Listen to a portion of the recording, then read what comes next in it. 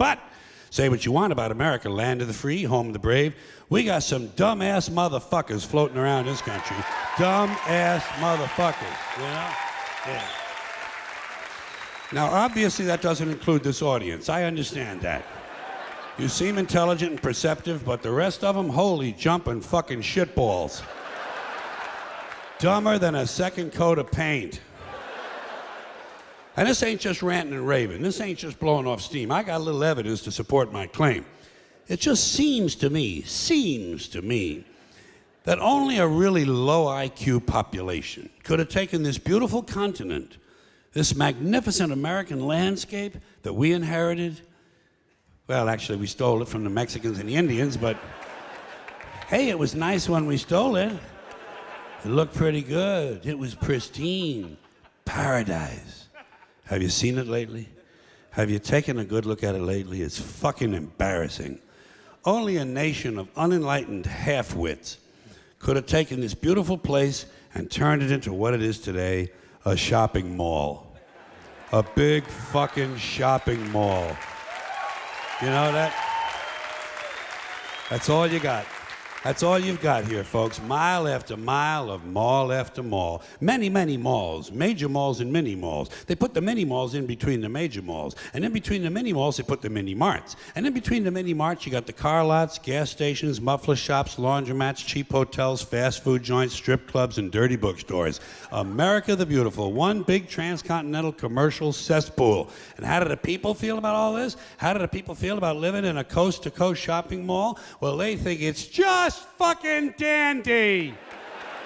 They think it is cool as can be, because Americans love the mall. They love the mall. That's where they get to satisfy their two most prominent addictions at the same time: shopping and eating. Millions of semi-conscious Americans, day after day, shuffling through the malls, shopping and eating, especially eating. Americans love to eat. They are fatally attracted to the slow death of fast food. Hot dogs, corn dogs, triple bacon cheeseburgers, deep fried butter dipped in pork fat and cheese whiz, mayonnaise soaked barbecued mozzarella patty melts. Americans will eat anything, anything, anything. If you were selling sauteed raccoons' assholes on a stick, Americans would buy them and eat them, especially if you dipped them in butter and put a little salsa on them. This country is big time, pig time. Forget the bald eagle. You know what the national emblem of this country ought to be? A big bowl of macaroni and cheese.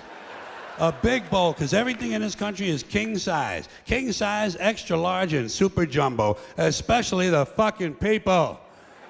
Have you seen some of the people in this country? Have you taken a good look at some of these big fat motherfuckers walking around? Big fat motherfuckers. Oh my God, huge piles of redundant protoplasm lumbering through the malls like a fleet of interstate buses. The people in this country are immense, massive bellies, monstrous thighs, and big fat fucking asses. And if you stand there for a minute and you look at one of them, you begin to wonder, how does this woman take a shit? How does she shit? And even more frightening, how does she wipe her ass? Can she even locate her asshole? She must require assistance. Are paramedics trained in this field?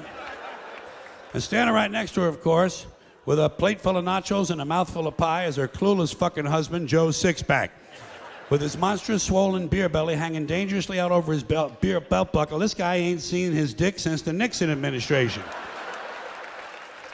And if you stand there and you look at the two of them, you begin to wonder to yourself, do these people fuck?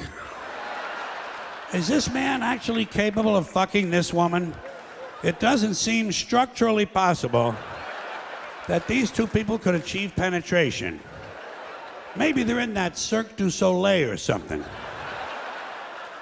Telling you, the people in this country, every one of them is 50 pounds overweight. They are gargantuan. And in the summertime, God help us, in the summertime, they all want to wear short pants. Jesus, Lord, protector of all that is good and holy, deliver me from fat people in short pants.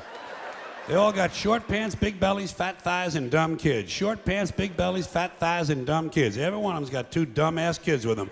And the whole family is wearing T-shirts, and every one of them's got the same T-shirt. I'm with stupid. Apparently in this country, the stupids are an extended family. And besides wearing them T-shirts, everyone in the family's got on a backpack. They got a backpack strapped to their back so they can carry around lots of stupid shit. And the reason they got to carry their stupid shit strapped to their backs is because their hands must remain free at all times to hold food. And to get that food up to the mouth where it gets shoveled in with all the rest of the disgusting shit they ate that day. And another reason for the backpacks is these people are going to buy even more stupid shit. They ain't got enough stupid shit at home. They just had a stupid shit sale. They ain't going to buy more. They're going to go out in the parking lot and stuff this stuff into the big, fat, ugly, oversized SUV that's got plenty of room in it. Plenty of room in it for stupid shit and lots of room left over for these big, fat, ugly motherfuckers to get them home. Stopping, of course, for jelly roll and fried dough. These people are efficient, professional, compulsive consumers. It's their civic duty, consumption. It's the new national pastime. Fuck baseball, it's consumption. The only true, lasting American value that's left, buying things. Buying things. People spending money they don't have on things they don't need. Money they don't have on things they don't need. So they can max out their credit cards and spend the rest of their lives paying 18% interest on something that costs $12.50. And they didn't like it when they got it home anyway. Not too bright, folks. Not too fucking bright. But if you talk to one of them about this, if you isolate one of them, you sit them down rationally, and you talk to them about the low IQs and the dumb behavior and the bad decisions, right away they start talking about education. That's the big answer to everything. Education. They say we need more money for education. We need more books, more teachers, more classrooms, more schools. We need more testing for the kids. And you say to them, well, you know, we've tried all of that, and the kids still can't pass the test. They say, don't you worry about that. We're going to lower the passing grades.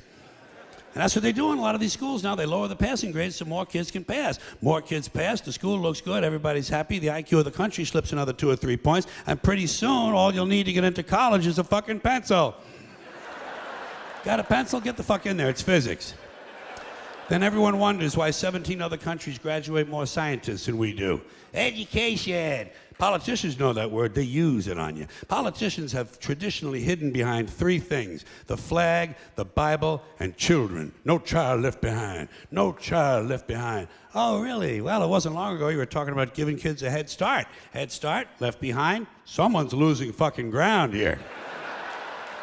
But there's a reason. There's a reason. There's a reason for this. There's a reason education sucks, and it's the same reason that it will never, ever, ever be fixed. It's never going to get any better. Don't look for it. Be happy with what you got. Because the owners of this country don't want that. I'm talking about the real owners now. The real owners, the big wealthy business interests that control things and make all the important decisions. Forget the politicians. The politicians are put there to give you the idea that you have freedom of choice. You don't. You have no choice. You have owners. They own you. They own everything. They own all the important land. They own and control the corporations. They've long since bought and paid for the Senate, the Congress, the state houses, the city halls. They got the judges in their back pockets. And they own all the big media companies, so they control just about all of the news and information you get to hear. They got you by the balls.